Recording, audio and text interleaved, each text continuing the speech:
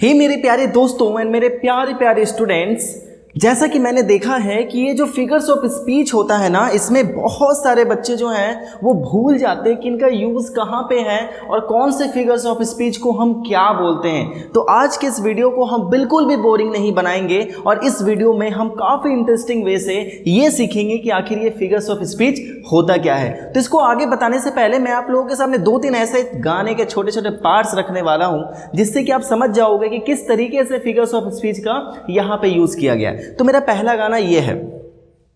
एक लड़की को देखा तो ऐसा लगा जैसे खिलता गुलाब, जैसे शायर का ख्वाब जैसे।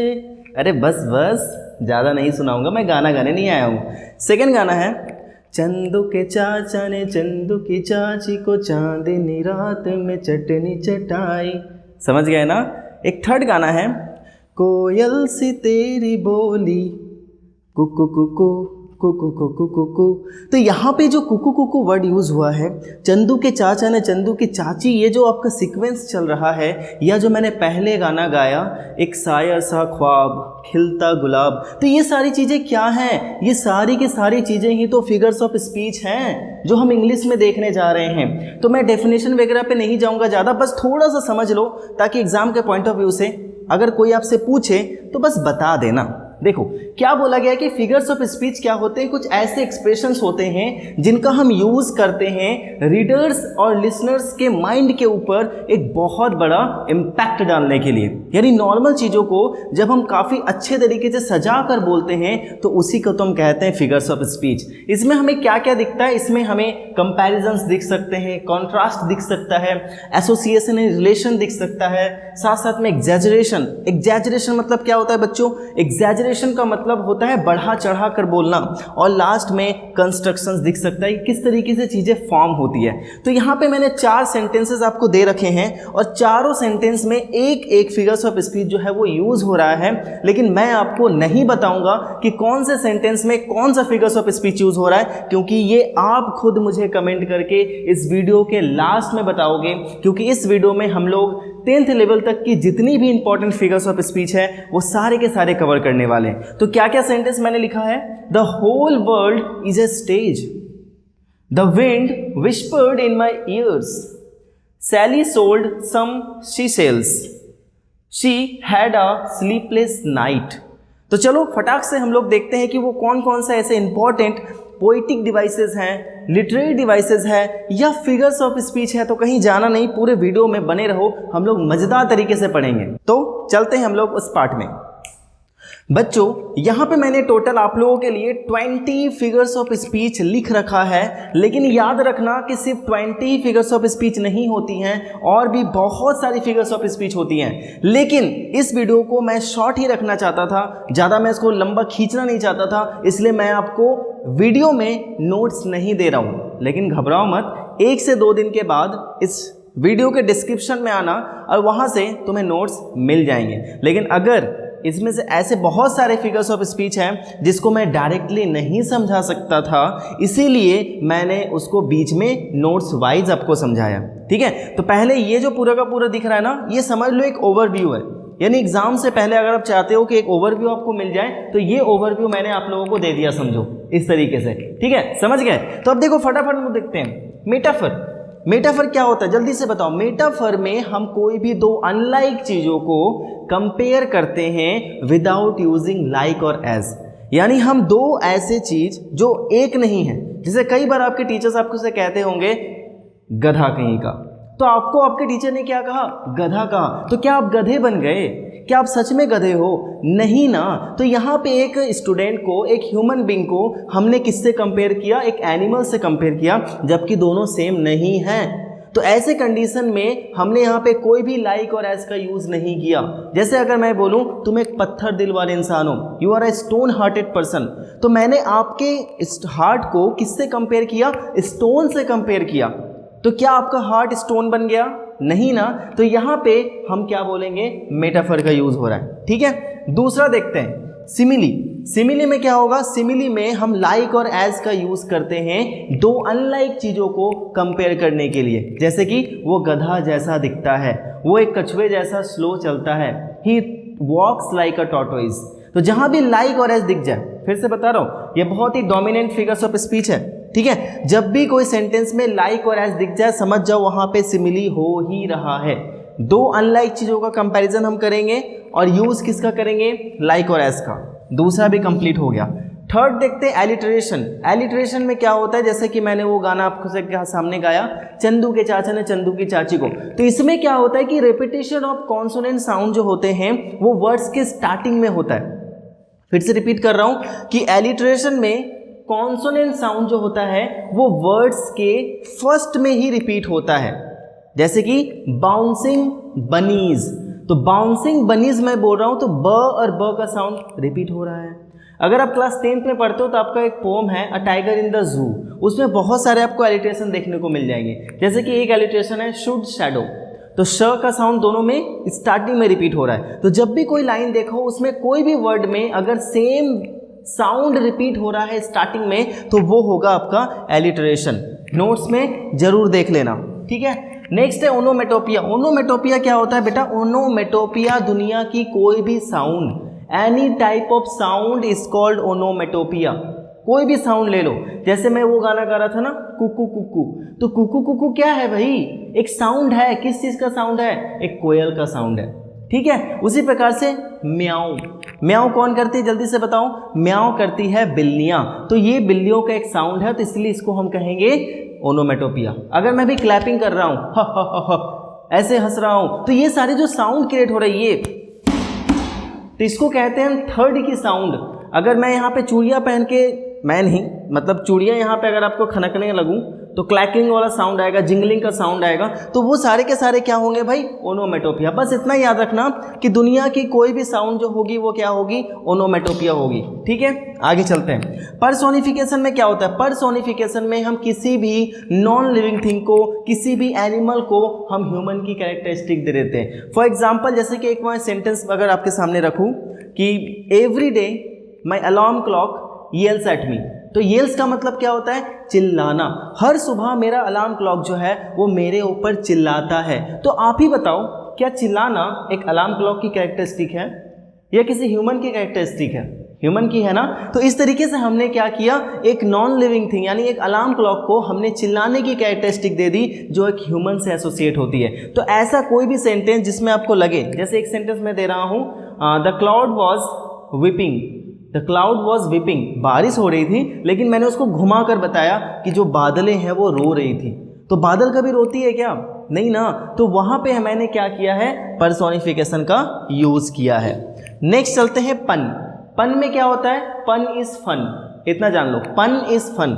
अपने कपिल शर्मा शो तो देखा ही है ना, तो कपिल शर्मा क्या करता है, हर एक लाइन में एक पन यूज करता है। यानी जो भी इंसान अपने वर्ड्स के थ्रू दूसरों को हंसाता है, जिस सेंटेंस में कोई समझ लो ह्यूमर क्रिएट हो रहा है, वो हो गया हमारा पन। जैसे कि एक हम एग्जांपल देकर बोलते हैं कि do you know why fishes are smart, क्या आपको पता है कि फिशेस स्मार्ट क्यों होती है, because they always live in school, क्योंकि वो हमेशा स्कूल में रहती है। तो देखो फिशेस क्या होती है भाई, क्योंकि ऐसा अगर जोक्स को समझाया जाए ना तो वो फिर जोक रहता नहीं है। तो जब आप कोई लाइन पढ़ रहे हो और उस लाइन को पढ़ के आपके अंदर हंसी आ रही है, तो समझ जाओ वहाँ पे पन क्रिएट हो रहा है। वेरी वेरी वेरी सिंपल, ठीक है। नेक्स्ट, हाइपरबली में क्या होता है भाई, हाइपरबली में हम बहुत ज़्यादा एग्जैजरेट करते हैं। देखो हाइपर, हाइपर से ही नाम याद रखना, हाइपर यानी बहुत ज़्यादा बढ़ा चढ़ा कर बोलते हैं। जैसे कि हम बोलते हैं ना कि मैंने तुम्हें 1000 बार समझाया है, I have made you understand 1000 times. 1000 times, क्या सच में कोई 1000 बार समझाया है आपको, जी नहीं। तो यहाँ पे किसका यूज हुआ है, यहाँ पे यूज हुआ है हाइपरबली का। तो जहाँ भी लगे कि आपके सामने वाला जो दोस्त है वो बड़ी बड़ी फेंक रहा है, तो उस जगह पर समझ जाओ क्या यूज हुआ है, हाइपरबली। कोई भी सेंटेंस में देखो, मैं इतना प्यासा था, I was so thirsty that I could drink a whole drum of water.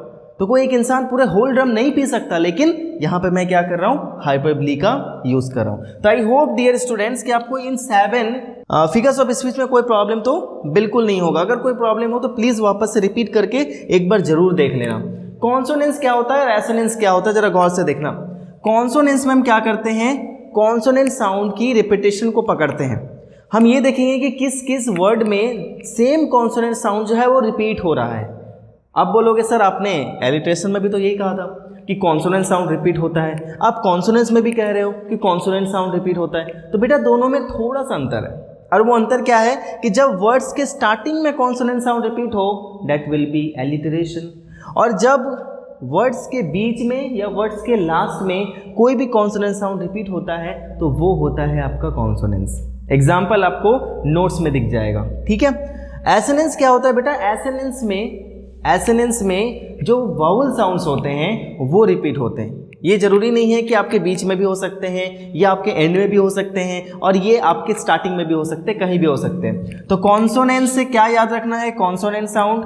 एसोनेंट से क्या याद रखना है, वाउल साउंड्स। तो जब आप अपना पढ़ोगे ना पोम्स वगैरह, तो उसमें जब ये चीज़ें दी होंगी तो आपको दिमाग में उसी समय बैठ जाएगा, अच्छा इस जगह पर ये हो रहा है, क्योंकि वो आपको खोजना होता है। एक बार आप सर्च कर लोगे आपको समझ में आ जाएगा। समझ गया मेरी बात? चलो आगे चलते हैं। तो इन दोनों को भी मैं एक टिक लगा देता हूँ। 10th नंबर देखते हैं। 10th नंबर में क्या बोला है बेटा, दैट इज रेपिटेशन।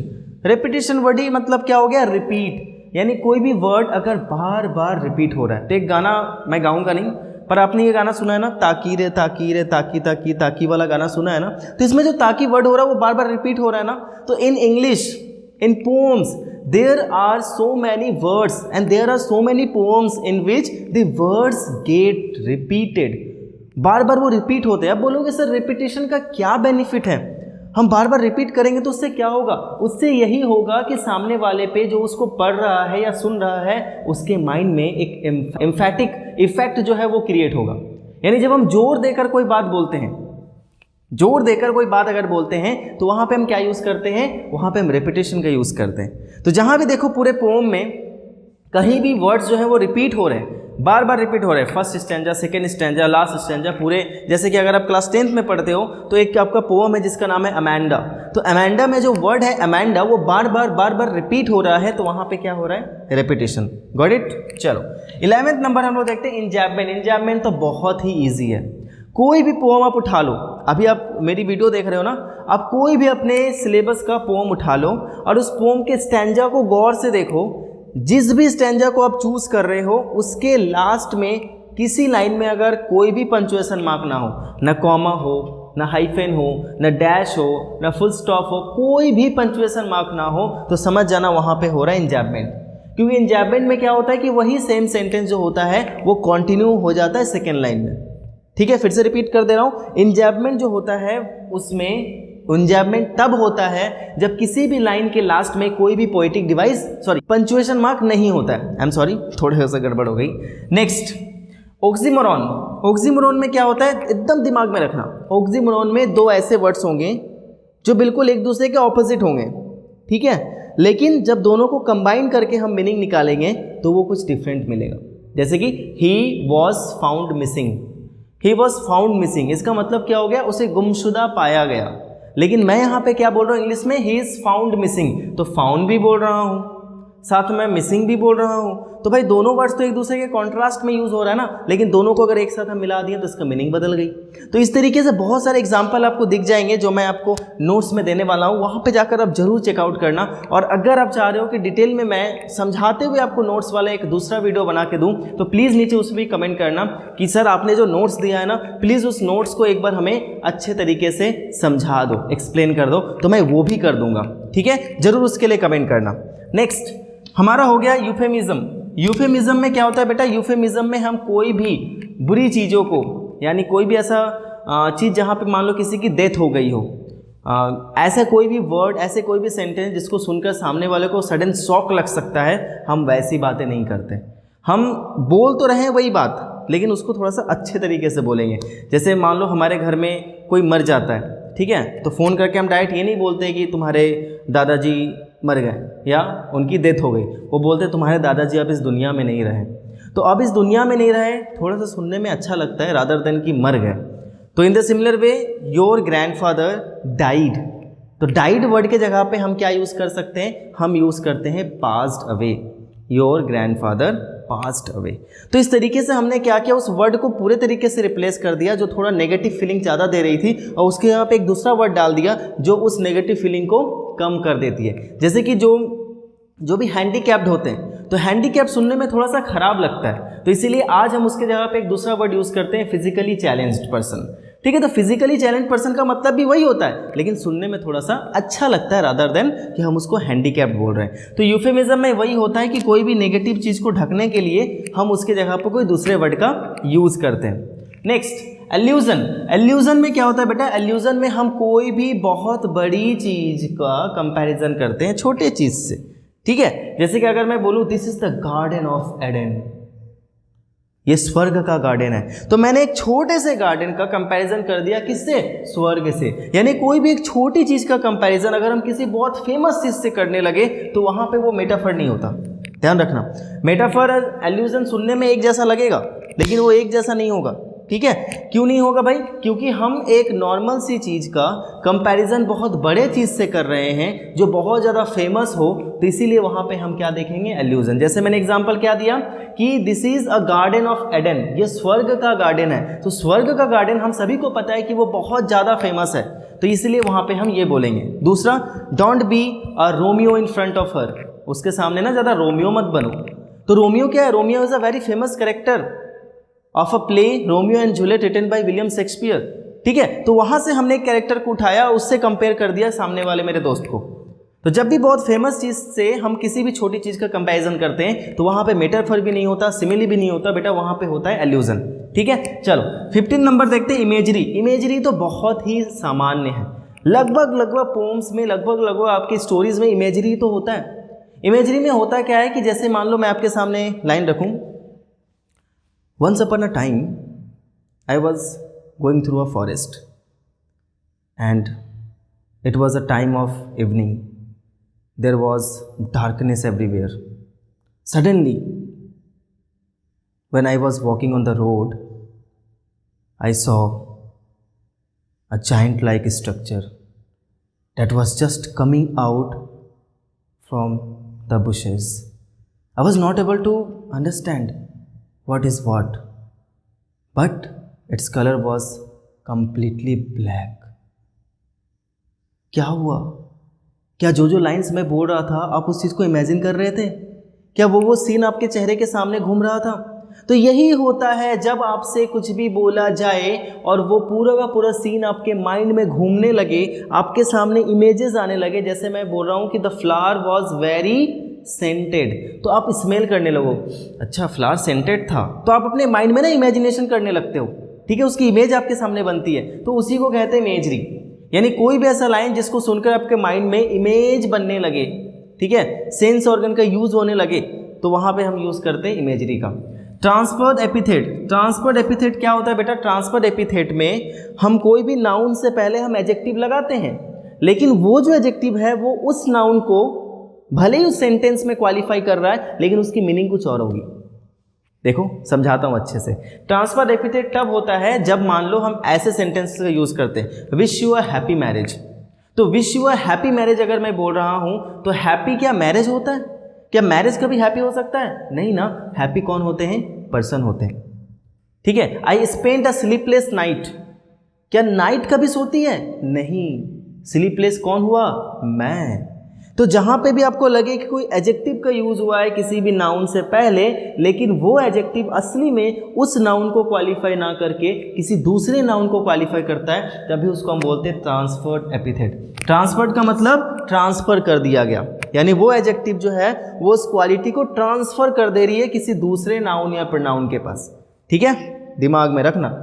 मिटोनिमी। मिटोनिमी में क्या होता है? देखो, मिटोनिमी और सिनेक्डकी ये दोनों थोड़े से कंफ्यूजिंग से लगते हैं। ठीक है, तो इसको मैं थोड़ा सा आपको ना इजी वे में समझाने का प्रयास करता हूँ। सपोज डैट कि ये क्या है, आप सभी को पता है बेटा कि ये एक क्रॉन है।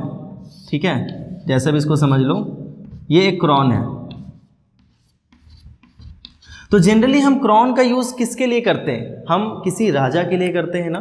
तो जैसे एक मैं सेंटेंस आपके सामने रखता हूँ, the Creon give his decision.